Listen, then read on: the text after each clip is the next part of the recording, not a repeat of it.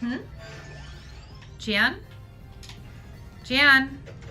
Jan! Huh? What? Hey, you've got a review to do. Oh, I can't. Playing Vampire Survivors. This shit is addicting. Dude, I'm gonna turn off the console if you don't stop it. What? Okay, look. Vampire Survivors is great. You should go play it. Okay, done. Alrighty. Off it goes. Okay. Oh, I'll do the review. Okay, so Vampire Survivors is great. It's got that one more round itch that just compels you to continue playing it. And I know for those of you who have not, you're probably looking at the footage and going, the fuck? What the hell is this? Well, that's because you don't know. You think you know, but you don't know. So let's go into my review so that way you can know. Knowing is important.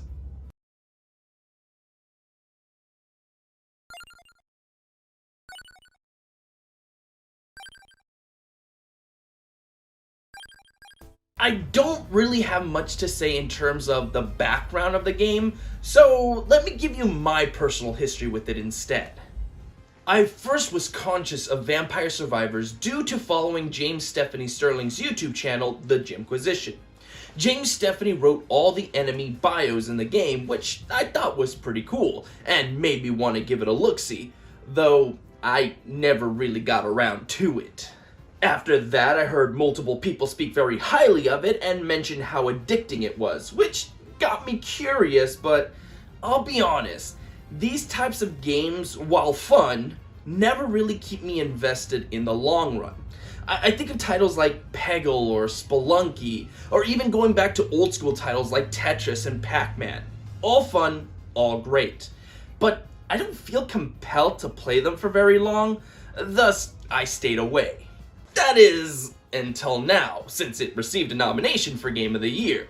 And to be honest, I'm glad it did, since it gave me more of a reason to check it out. Is the streak finally broken for me? Am I hooked? Will my family ever see me again? On to the next section to find out.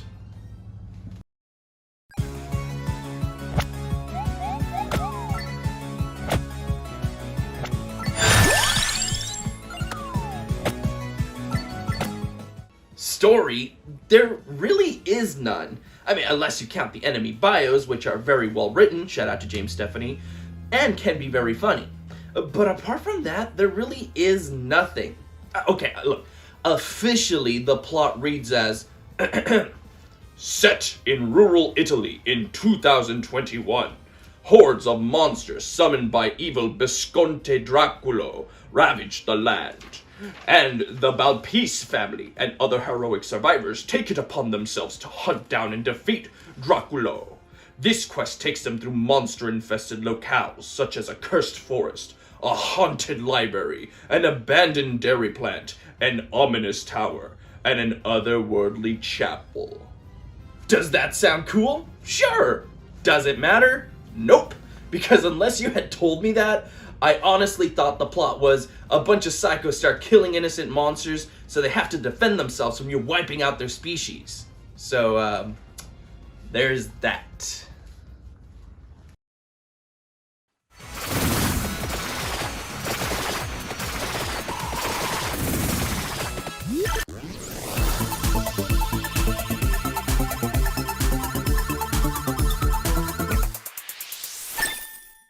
Alright, time for the meat and potatoes. Gameplay here is super simple. Pick a character based on whatever starting weapon you want, kill monsters, level up, as you do either acquire a new weapon or strengthen the one you already have, and last as long as you can. Its simplicity is what makes the game so addicting.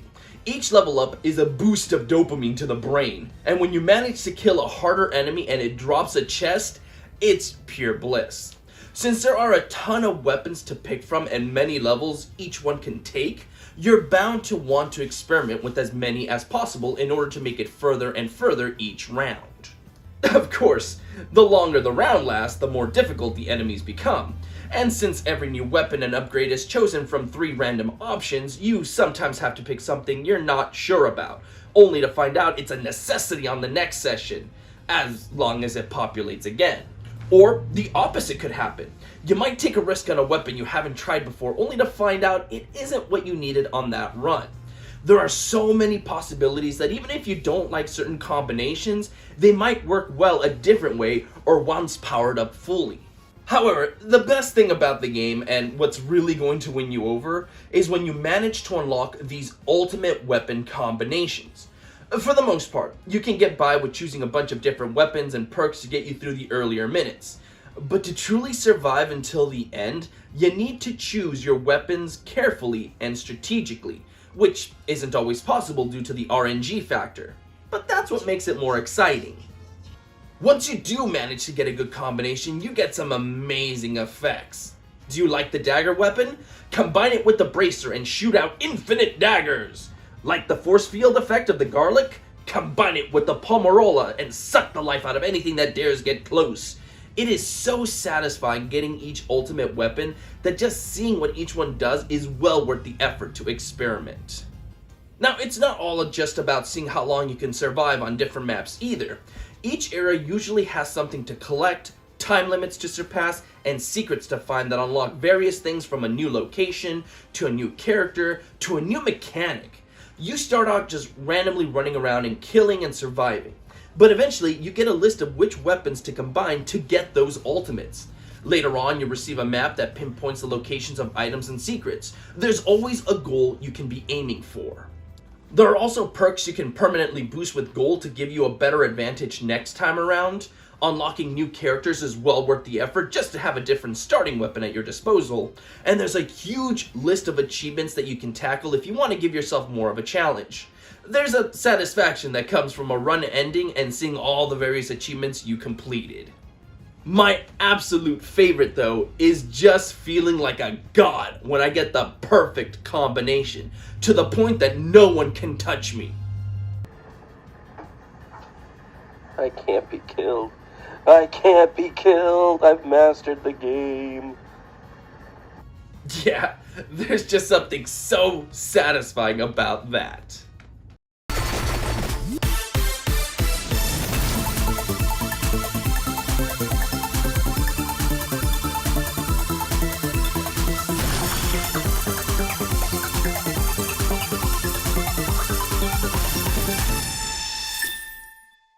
Vampire Survivors is a fantastic time. If you tend to get hooked on these experiences, watch out, because this one is no doubt going to suck you in. As for me, I like my time with it a lot, and I can see why so many people do get addicted to it. But, as is true to my nature, it's not something I can see myself playing for the long run. Please don't take that to mean that I think the game is bad or it's one of the weaker ones within the genre, but I always prefer a good narrative to my games over a satisfying gameplay loop. That's just the type of things that keep me returning for more. Still, I'll keep enjoying my time with Vampire Survivors for now, and I hope you do the same. In conclusion, Vampire Survivors gets a 4 out of 5 with a recommendation to play it. If you have Game Pass, there's really no reason you can't give it a quick try, even if you're like me. Who knows? Maybe this will be the one to finally take up all of your time. Jan! What? Just wait until I die, okay? That can be arranged. Okay, I'll finish this, gosh. Alright. Thus, we come to the end of my reviews. Thank you so much for joining me on this journey. It's not over yet. Come back tomorrow because I have my final DICE predictions. Until then, everybody, please stay safe out there and have a good one.